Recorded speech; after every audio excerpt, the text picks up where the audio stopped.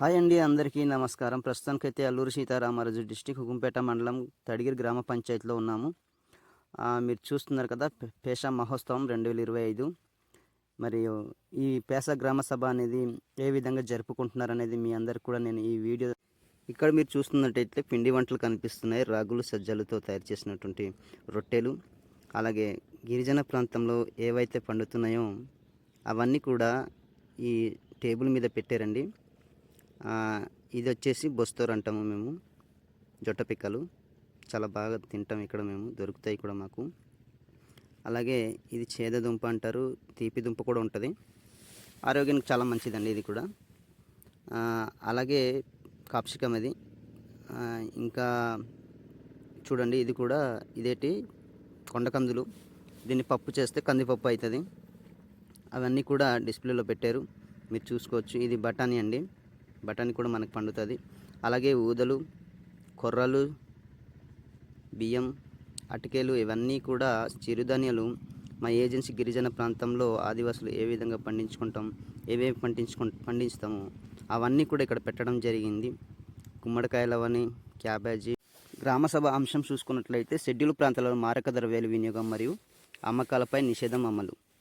ఈ యొక్క గ్రామసభ మన తడిగిరి గ్రామ పంచాయతీ సర్పంచ్ గారు శ్రీ పెనుమల రంజిత్ కుమార్ అధ్యక్షతన నిర్వహించబోతున్నారు. మరియు సెంట్రల్ టీం కూడా వస్తున్నారు. చూడండి, ఇదిగో.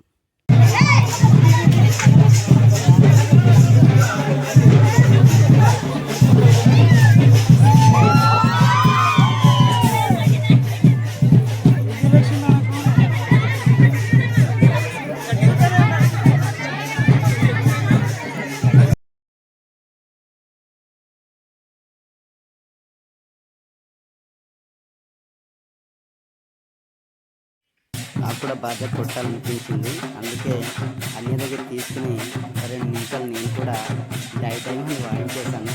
చాలా హ్యాపీ అనిపించింది.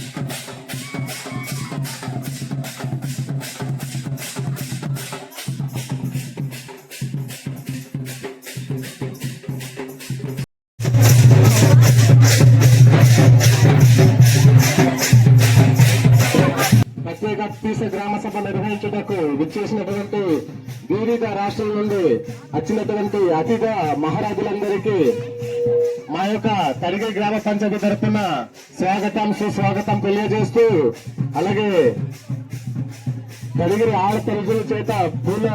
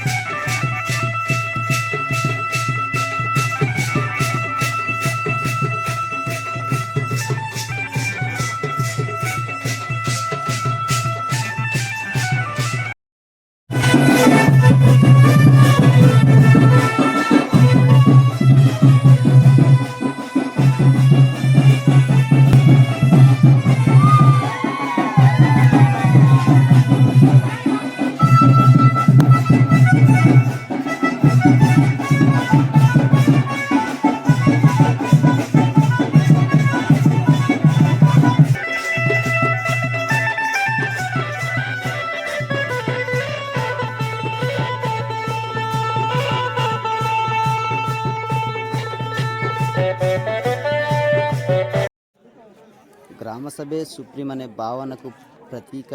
ఈ సందర్భంగా మా ఆంధ్రప్రదేశ్ గిరిజన ప్రాంతాల సాంప్రదాయ వంటకాలను కూడా అతిథులు అనుభూతి పొందడం ఎంతో సంతోషంగా ఉంది. ఈ వంటకాలు కేవలం ఆహారం మాత్రమే కాదు, వాటిలో మా జీవన విధానం, మా ప్రకృతిలో ఉన్న అనుబంధం మా తరతరాల వారసత్వంగా ఉంది.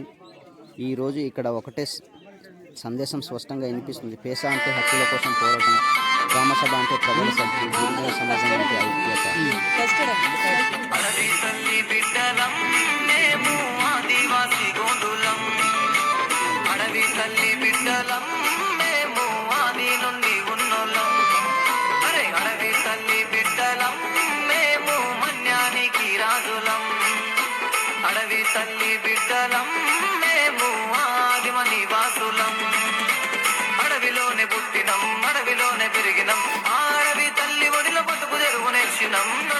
అడవిలోనే పుట్టినం అడవిలోనే పెరిగినం అడవి తల్లి ఒడిలో బతుకు తెరువు నేర్చినం ఈరోజు పేస మహోత్సవం సందర్భంగా కేవలం పండుగ జరుపుకోవడం కాదు, మన సమాజ భవిష్యత్తు నిర్ణయించే ముఖ్యమైన విషయాలపై చర్చించుకుందామని చెప్తున్నారు ఆయన. ముందుగా ఒక కీలకమైన అంశం గురించి మాట్లాడాలి. బాల్య వివాహం అనేది సాంప్రదాయం కాదు, అది ఒక అన్యాయం, ఒక నేరం, ఒక తరం జీవితాన్ని నాశనం చేసే సామాజిక సమస్య. బాల్యంలో పెళ్లి జరిగితే అమ్మాయిల చదువులు ఆగిపోతుంది, ఆరోగ్య సమస్యలు వస్తాయి, కుటుంబాలపై ఆర్థిక భారం పెరుగుతుంది. పేసా చట్టం చెప్పే అసలైన అర్థం ఇదే. గ్రామ సభ నిర్ణయం తీసుకోవాలి, అందుకే బాల్య వివాహాలను ఆపే బాధ్యత కూడా మన గ్రామ సభదే. ఒక గ్రామ సభ తీర్మానంతో బాల్య వివాహాలను పూర్తిగా నిలిపివేయవచ్చు. ప్రతి ఒక్కరూ మా గ్రామంలో బాల్య వివాహాలు వద్దు అని ధైర్యంగా చెప్పాలి. ఇప్పుడు మన రాష్ట్ర అనుభవం గురించి మాట్లాడుకుందాం. 2014 నుంచి మహారాష్ట్రలో పేసా చట్టం అమల్లో ఉంది. ఇక్కడ అనేక గిరిజన ప్రాంతాల్లో పంచాయతీరాజ్ వ్యవస్థ లేకుండా గ్రామసభ ద్వారానే నిర్ణయాలు తీసుకుంటున్నారు. ఇక్కడ ప్రజలు ఒక విషయం మనకు స్పష్టంగా చూపించారు. పేసా చట్టం వాడుకుంటేనే హక్కులు వస్తాయి, చట్టం ఉండడం సరిపోదు, దాన్ని వినియోగించుకోవాలి, ప్రశ్నించే తీర్మానాలు చేయాలి. మహారాష్ట్రలో భూమి సమస్యలు, అడవుల హక్కులు, బాల్య వివాహాల నియంత్రణ, మద్యం నిరంత్రణ ఇవన్నీ గ్రామసభ నిర్ణయాలతోనే అమలయ్యాయి. ఇది మనకు ఒక బలమైన సందేశం ఇస్తుంది. మనం కూడా పేసా చట్టాన్ని పూర్తిగా వినియోగించుకోవాలి. అధికారులు కాదు, గ్రామసభే సుప్రీం అని నిరూపించాలి. మన పిల్లలకు చదువులు కావాలంటే బాల్య వివాహాలకు చెక్ పెట్టాలి. మన గిరిజన ప్రాంతాలకు నిజమైన అభివృద్ధి రావాలంటే పేసా చట్టాన్ని ఆయుధంగా మార్చుకోవాలి. ఈ రోజు నుంచి ఒక సంకల్పం చేద్దాం. మా గ్రామంలో బాల్య వివాహాలను స్థానం లేకుండా చేద్దాం. అందరికీ కూడా పెద్ద చట్టం గురించి తెలుసుకోవాలని చెప్తున్నాము. आप सभी को पता है कैसा मतलब होता है, कैसा एक टेंशन वो शेड्यूल एरिया పెద్ద చట్టం అనేది మన ట్రేడ్ ఫెయిర్ గురించి ఆదివాసీ అడవి తల్లి బిడ్డలం మేము మన్యానికి రాజులం